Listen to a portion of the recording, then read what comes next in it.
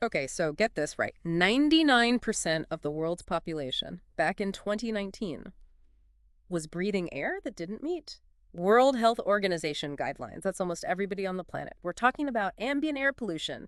And you've asked for, well, the lowdown on this invisible threat. So we're going deep into the latest from the WHO today. Yeah, it really is kind of a hidden crisis, isn't it? You can't always see it, can't always smell it, but it's the single biggest environmental health risk we face. And it's not even just about breathing You problems. know, right, yeah. It's been linked to heart disease, strokes, even lung cancer. But before we get into all that, what exactly is ambient air pollution? I mean, I know it's bad air, obviously, but what makes it so dangerous? Well, think of it like a cocktail of pollutants, and some of the most dangerous ingredients are things you can't even see. Particulate matter, or PM, is a big one. These are tiny, tiny particles, way smaller than a human hair. And they can lodge deep in your lungs and cause all sorts of havoc. So we're not just talking about smoke here from factories or car exhaust, are we? No, exactly. PM can actually come from a surprisingly wide range of sources.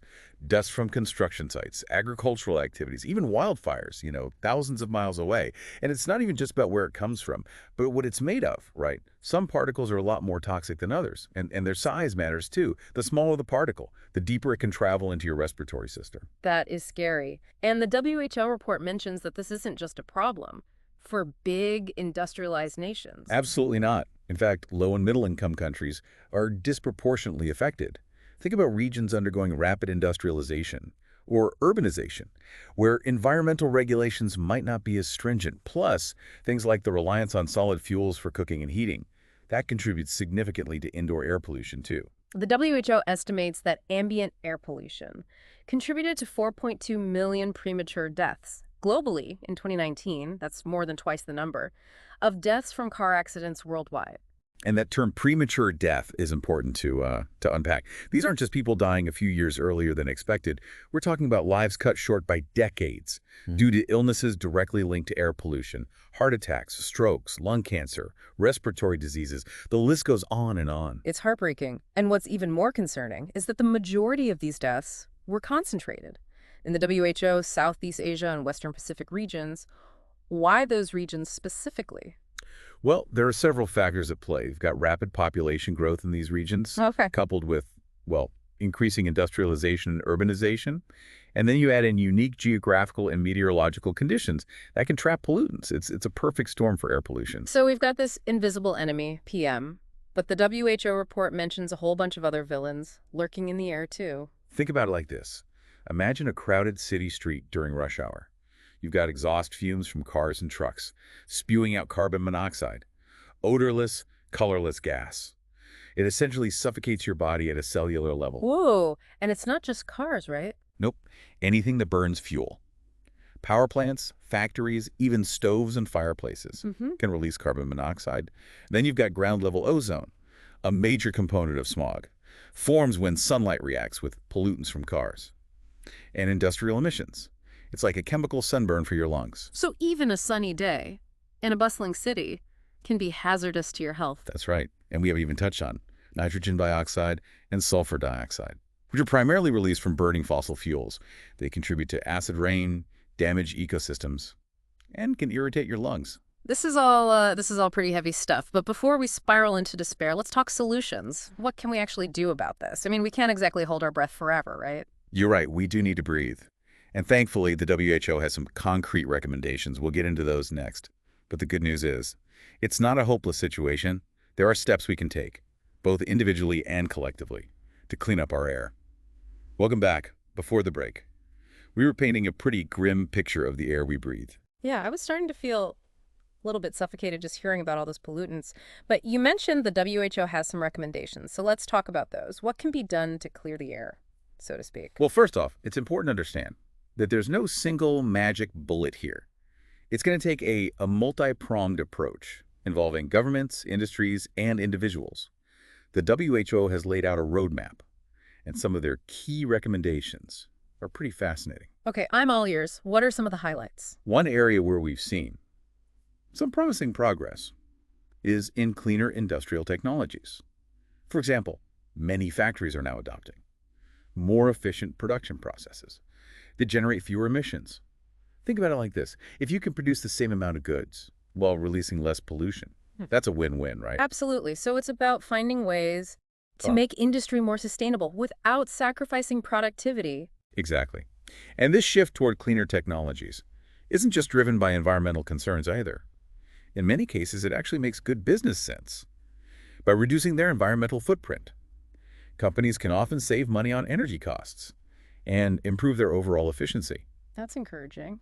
What about the energy sector? I know that's a huge contributor to air pollution. You're absolutely right. The way we produce and consume energy is a major factor.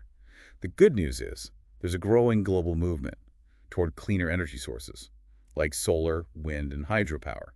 These renewable sources are not only better for the environment, but they can also provide more reliable and sustainable energy in the long run. It seems like these changes are gaining momentum. I've also read about the importance of improving energy efficiency in buildings. How does that fit into the picture? Buildings are a big piece of the puzzle. They account for a significant chunk of global energy consumption, so making them more energy efficient can have a major impact on emissions.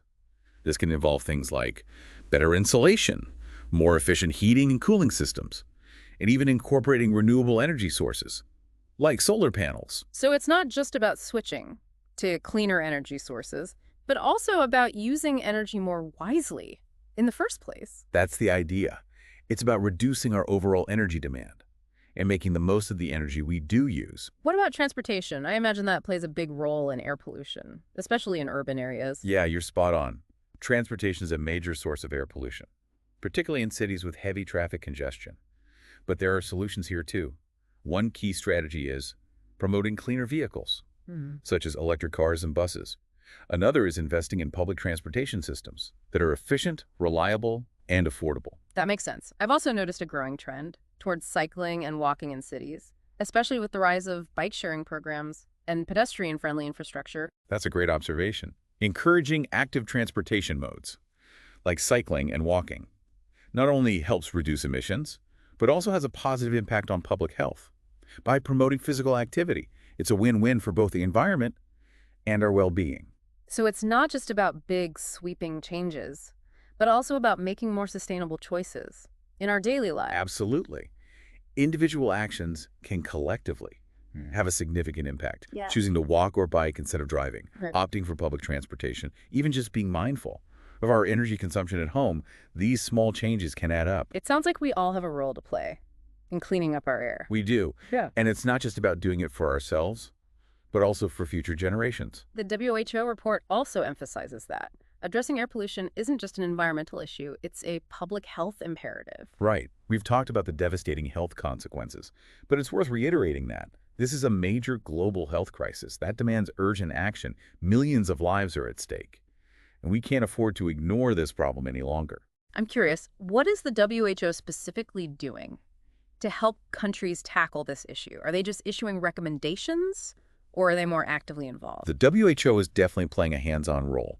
They're not just telling countries what to do, they're providing practical support and guidance to help them develop and implement effective policies and programs. Can you give us some specific examples? Sure. The WHO is working with countries around the world to develop air quality monitoring systems so they can track pollution levels and identify hotspots. They're also helping countries establish air quality standards and regulations to limit emissions from various sources. So it's about empowering countries with the knowledge and tools they need to take action. That's a big part of it. The WHO also provides technical assistance to help countries develop and implement cleaner technologies, promote sustainable transportation systems, and improve energy efficiency. It sounds like a collaborative effort. It is. Tackling air pollution requires a coordinated approach involving governments, international organizations, the private sector, and civil society. Everyone has a role to play. Okay. This has been incredibly insightful. But before we wrap up, I want to circle back to something you mentioned earlier, the idea that individual actions can make a difference. It's easy to feel overwhelmed by the scale of this problem and think that our small choices don't really matter, but you seem to disagree. I do. Systemic change is absolutely essential. But individual actions can collectively contribute to real progress. Think of it like this. If millions of people make even small changes in their daily lives, the cumulative effect can be enormous. I like that analogy.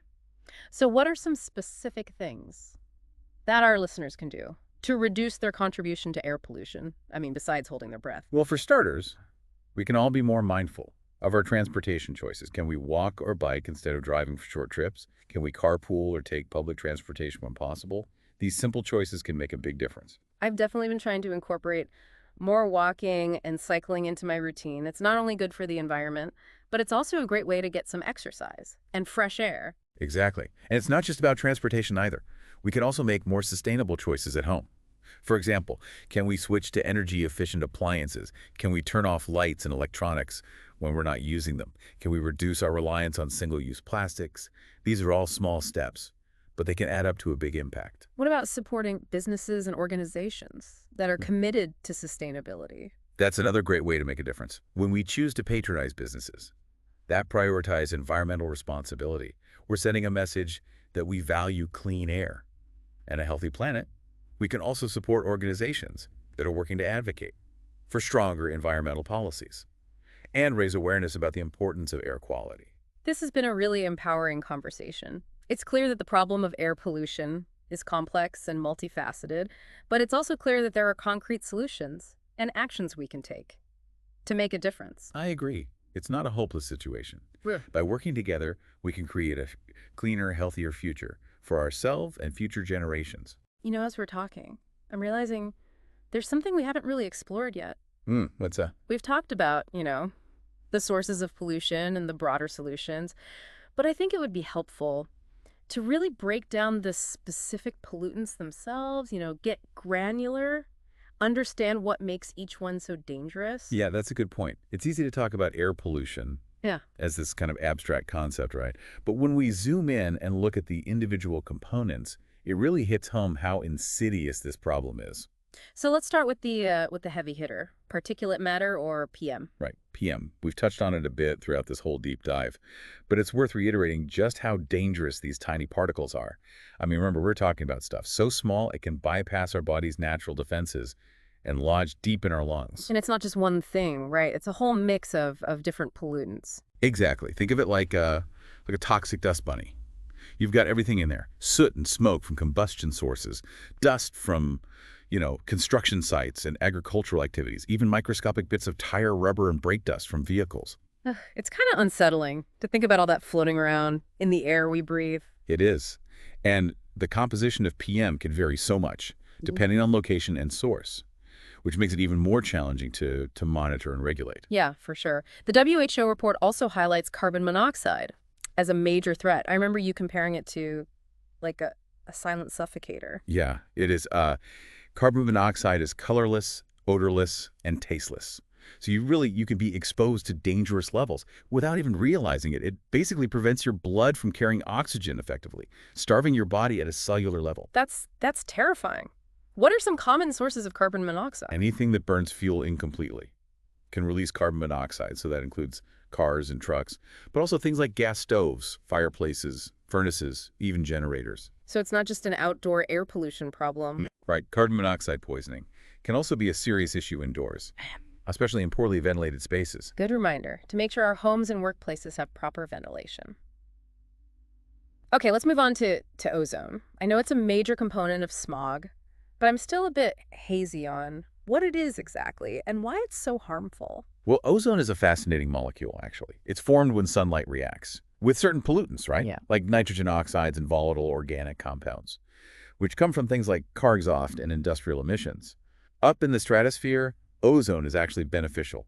It forms a protective layer that shields us from harmful UV radiation. But down here at ground level, ozone is a powerful irritant. So it's good up high, bad nearby. Exactly. Ground level ozone can trigger asthma attacks, exacerbate respiratory problems, and even damage lung tissue over time. That's why we get those air quality alerts on those hot, sunny days. Yes, ozone formation is accelerated by sunlight and heat.